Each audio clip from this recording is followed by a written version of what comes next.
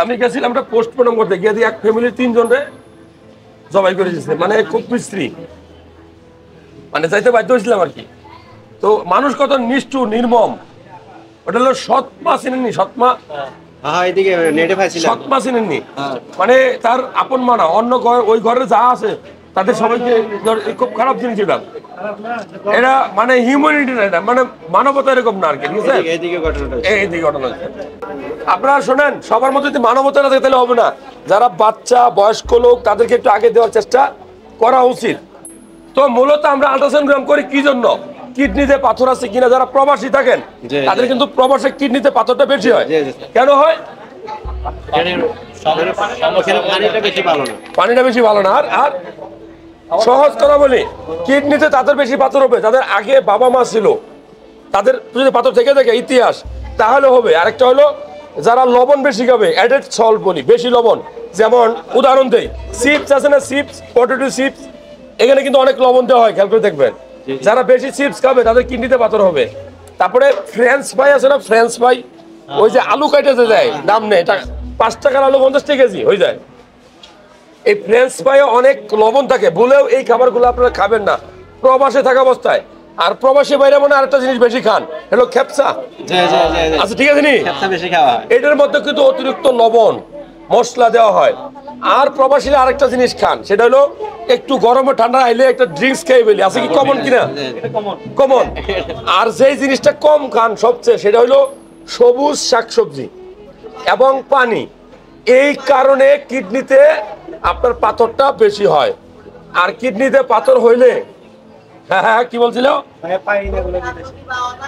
সবুজ শাকসবজি পাওয়া যায় না, এটা ঠিক আছে, বুঝছি, কম পাওয়া যায় আর কি।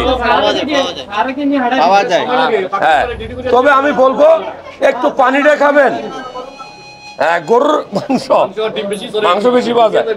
এনে প্রবাসী কে কে আছে দেখি তো, একটু হাত তুলি আমরা নারী। আসাম, মাশাআল্লাহ। যাই হোক, আমি যেটা বলবো সেটা হলো, কিডনির পাথর যদি ধরা পড়ে 5 মিলির নিচে হইলে, কত? 5 মিলির নিচে হইলে এগুলো পানি বেশি করে খেলে, কিছু ঔষধ খেলে, হ্যাঁ, চলে যায়।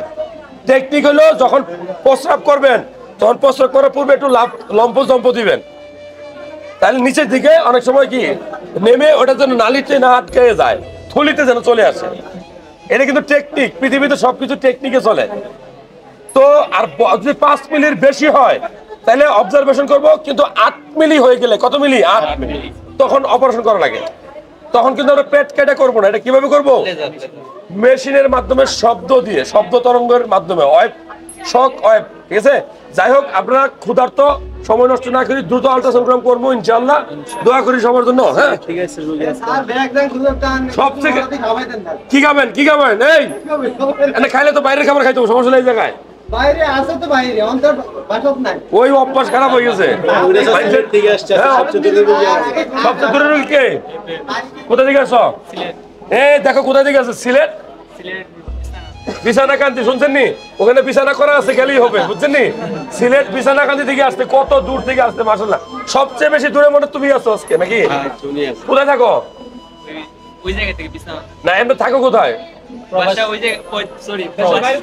কোন দেশে? দেখো, সৌদি আরব থেকে দেখছে, সিলেট থেকে এখানে আসছে। ভাই, এই ভাইটাকে আমরা চেষ্টা করবো। আর যারা আপনারা শোনেন, সবার মধ্যে যদি মানবতা না থাকে তাহলে হবে না। যারা বাচ্চা বয়স্ক লোক তাদেরকে একটু আগে দেওয়ার চেষ্টা করা উচিত। 1 ঘন্টা পরে গেলে কিছুই হইতো না, ইনশাল্লাহ ঠিক হয়ে যাবে। দাও, দিয়ে দাও, দাও, দাও।